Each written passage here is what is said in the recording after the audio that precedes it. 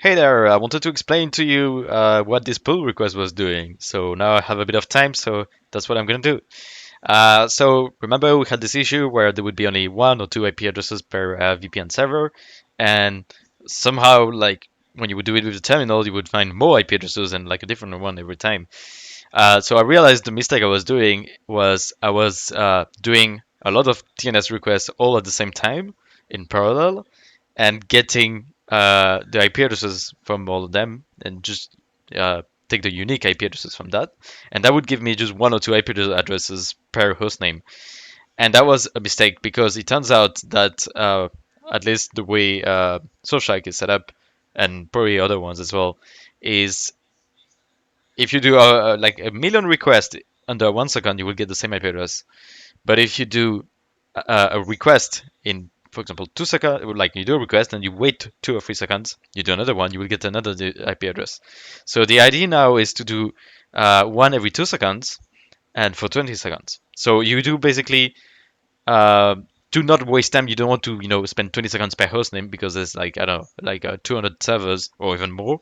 So you don't want to wait. So the idea is now you all the host names, you do them, you resolve them in parallel 10 times during 20 seconds. So every 2 seconds, you try to resolve it. And for each of them, you get the unique IP addresses. And that's what you're going to use, in the hard coded values, and etc. So I'm going to dig a bit in the code to see what changed. Essentially, what changed is this function. By the way, the left side is what was there before. The green side is what is there now. I won't focus too much on the left side. I will focus more on the right side. Um, but essentially, what changed is this resolve repeat function. This resolve repeat function, what it does is it uh, basically resolves this host name. Here, it was resolving it twice, and it would get the IP addresses. Okay, so then you just continue your thing with the IP addresses, and that is what changed. So now I do it more. I do it 10 times, and every time it sleeps 2 seconds between each request. Um, now Oh no, actually, now I can specify the time it sleeps, so it sleeps 1 second here. Anyway, that is for Cyber Ghost. I guess let's focus on where is it? Surfshark, I guess. Oop, where is it? Surfshark, no. Yeah, Surfshark is here. So for Surf, ooh, this is complicated. It's not that complicated. So now I do a list of all the hosts, and yeah, this is from their API from Surfshark's website basically, and I extract all the hosts from that. And for each of them, I'm gonna resolve 20 times and sleep 1 second between each. Sorry, it wasn't 2 seconds, it is 1 second. And whenever I encounter an error, I will fail. And I give all these three parameters to the parallel resolve. This is a new function I added as well. What this does is, well, it resolve all the host name at the same time in parallel. So it doesn't do it sequentially, do it in parallel. Um, and it gives me back a mapping of the host as a string to the IP addresses as a list of IP addresses. Um, so essentially, when I do that, so this takes 20 seconds to complete all the hosts. And once I have that, I just so this is how you in Golang. That's how you access. This is like a map, or I guess, for example, in JavaScript it's called an object. In Python, I think it's called also a map, I think, or a set of. No, yeah, it's a map. So anyway, a map is this is the key. I give the host, and from the host I can get the IP addresses. So from this map I get the IP addresses, and then obviously I continue my thing, blah blah blah. So this is more or less the same thing. Now let's go check what this parallel resolve thing does. All right, it's here. So, um, okay, let's see. These are the arguments. So this is what you give in as input to the function. Context is just a way to CTX means, yeah, context. For short way to say context, it means uh, just to manage when you should stop the function and exit, like exit early, basically, like stop doing whatever it's doing. So this is usually like we say that we cancel the context, and that is usually done by something calling this function. So, for example, if you press Control C on the keyboard, this will cancel the context, and so everything exits cleanly. Lookup IP is just basically the function built into Go, but I just pass it as an argument so I can for unit testing. But yeah, not a big deal. Host is the list of host, right? This is the syntax for a host. Sorry, a list of things. In Golang, we call this slices. So this is a slice of strings. Repetition is an int for integer, so that's going to be a number, how many times we want to repeat the resolution. Time between is a time.duration, so that's usually 1 second, as we've seen. This is the time between each resolution. And fail and error, finally, is just a sort of flag, I guess, to say if you encounter any error for resolving one of the host name. If this is true, right, just exit the thing and return an error. And if it's false, right, we just return a warning as a string. So these are like the things returned from that. So you have a mapping from host to IPs, as I mentioned before, right? So string, this is the key. The key is going to be the host name, and this is the value, which is a list of IP addresses. Net.ip is just a type built in the standard library for Golang. And we return warnings, which is a list of strings, or an error. So this we're either going to return only warnings and not an error if fail on error is false. If fail on error is true, we'll only return an error on the first problem we encounter, and there won't be any warnings. Anyway, moving on.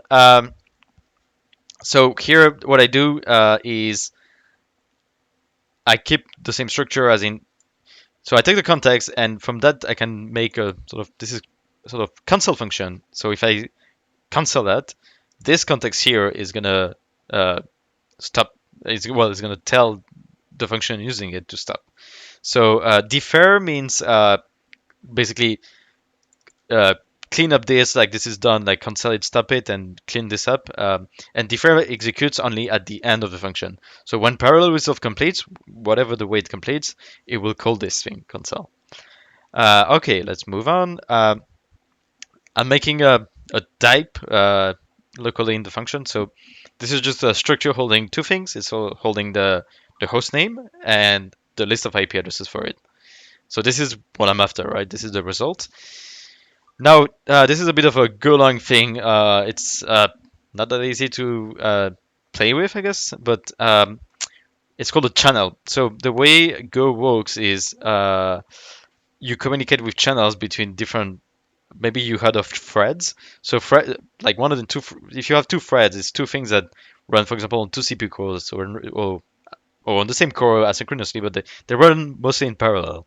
And um, there's no way to know which one is going to run or if one is going to run before the other and stuff. It's not sequential, it's in parallel. So the idea is in Go, you have channels to communicate. When you have these two threads, you communicate between each other with channels. So you're going to send this from this thread to the other through a channel. It only goes one way as well. Um, so defer again, execute at the end of the function. We close the channel because we don't need it anymore.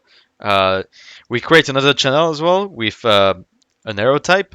Arrow type is a Golang built-in thing. It's just basically more or less a string, let's say. And yeah, well, this channel is with the results, so I call it results. Now let's go into the meat of the function. So uh, for every host we received, right? We use go func. So go means launch in a. It's not a thread. It's a lightweight thread. It's called a go routine. But for now, let's just call it a thread. So that means launch this function in a separate thread in parallel, and not wait for it. So go func blah blah blah. Just throw something and that's it. And then it launches the next one. So in this case, we launch this thing for the first host, then it's going to launch it for the second one, etc. until it's launched for all the hosts. Um, so now what does this function running in parallel does is it's going to call this other function result repeat that this one is simple. We go over it after. It's really easy. It's just like resolve the host name, wait 1 second, resolve it again, wait 1 second, resolve it again, etc. So and this is going to last, obviously, for Surfshark, it's going to last 20 seconds. But because we run all of them for each host in parallel, the whole thing for all the hosts is going to last only 20 seconds, which is a nice thing. Um, Now, if we encounter error, is yeah, it's a bit of convention to name error as err in Golang. And if there's an error that we encountered, we send it to the channel, and we exit return. Return this function, right? Um, and we don't want to go below. And we send it. This is a symbol to send to stuff it in the channel. So we stuff in the error in the error channel. And if we don't encounter an error, then we stuff in the result, which is the host, and the IP addresses we found, and we stuff it in the results channel. All right. Um, Now, quick little thing. Now you can notice the argument here is the host, and we pass it down here. So you could. This is an inline function. It's like a bit lambda functions. Maybe you heard of that in other languages. It's a bit ugly, but like it's faster and maybe more explicit to understand. Um, so now, okay, this is gonna launch all of this in parallel. This we have no idea when it's gonna stop and all that for now. Let's go below. So you have the host to IP addresses. That's I make a map of string. Well, string is going to be the host, and this is going to be the list of IP addresses. And I make it with the length. You don't need to specify that, but it just allows the Golang runtime to know in advance, like, oh, I should allocate this space for this map. So you allocate it with the side of the host because you're gonna get. If you have 100 hosts, you will have a map of 100 items, not more. Um, And finally, so you range over all the hosts. So that means this is essentially like from, you know, uh, item number one to item number n. And so this is only going to exit once we execute this will block n times for n hosts. So in the select block here, you have two cases. Select is a is a bit like a I don't know, maybe you heard of that in electronics. It's a multiplexer uh, where you're waiting for two signals, and any of the two will do something. And then basically in the select block, once you get a signal, it will process this signal, and it will ignore. It will not process on the other one, or not process this another one from there. It will just process that. When it's done processing, it will listen for another signal here. So that's how it works. Meaning, in the case we receive an error, we call it new error here, and here we go back to the flag fail on error. If it's not a fail on error, we just um, we append it to the list of warnings and we move on. That's it. Otherwise, if this is not else if, meaning if this is true and we didn't encounter an error before, uh, we want to set the error. So error here is the thing returned, right? If you remember. So we want to set this to the new error which is received, and we want to cancel it. That means we want to stop everything, like whatever, just cancel the rest. Like we encounter an error, we don't want to continue. Um, why do we only check if there was no error received before?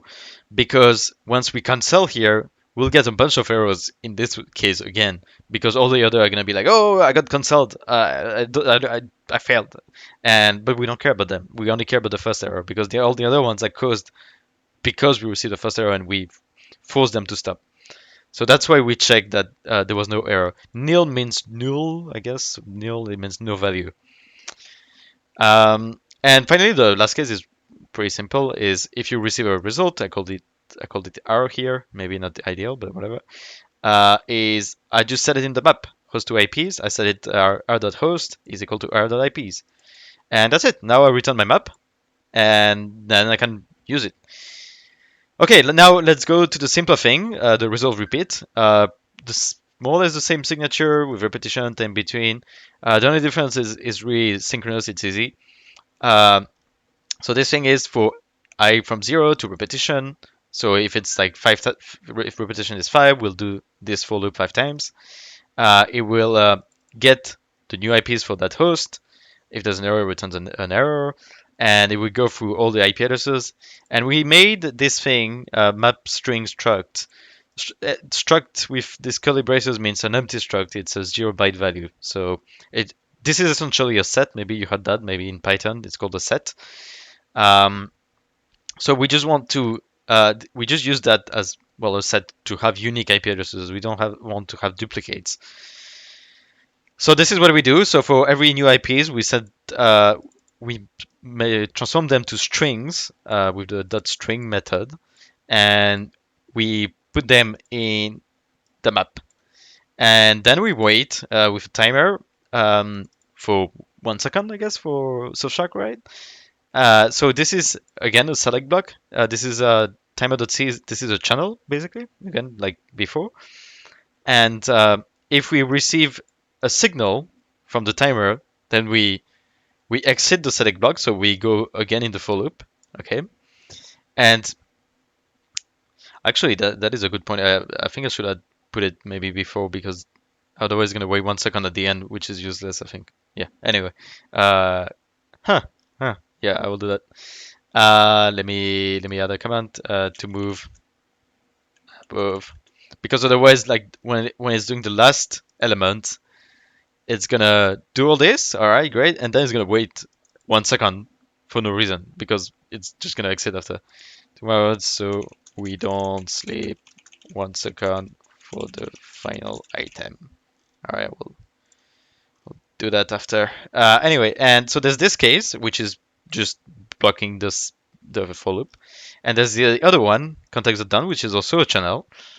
Uh, Context.done happens when we, for example, cancel the context. Remember that cancel function? Let me show you again. It's where is it? Here, right? The cancel function that we cancel if we receive any errors. Where is it? Uh, I guess I lost it somewhere. All right, let me. Okay, it's here. So yeah, if we receive any error, we cancel, and this will, for example, if this is waiting for 1 second, it will stop waiting and it will do this, which means this is stopping the timer. We are emptying the channel. Just a good habit to have. Not many people do it, but whatever. And you return no results, and you return the error associated with the context. And in this case, it's going to be like, oh, my context got cancelled. I couldn't finish my work. Um, finally. So this is what changed, but once you have all the unique IP addresses in your map here, this one, right? Unique IPs. You go below, you make a list because you don't want a map, you want just a list of IP addresses. So you iterate over all the unique IP addresses. Basically, you pass them again, blah blah blah, and you append it to this list, and you sort them so it looks nicer for in commits, GitHub commits. Um, so you compare with the bytes such that you're gonna have them sorted by the numbers, I guess. And there we go, done. Now you return the IP addresses and nil because there was no error, and that's it. So this goes back, uh, just as a reminder, this goes back here.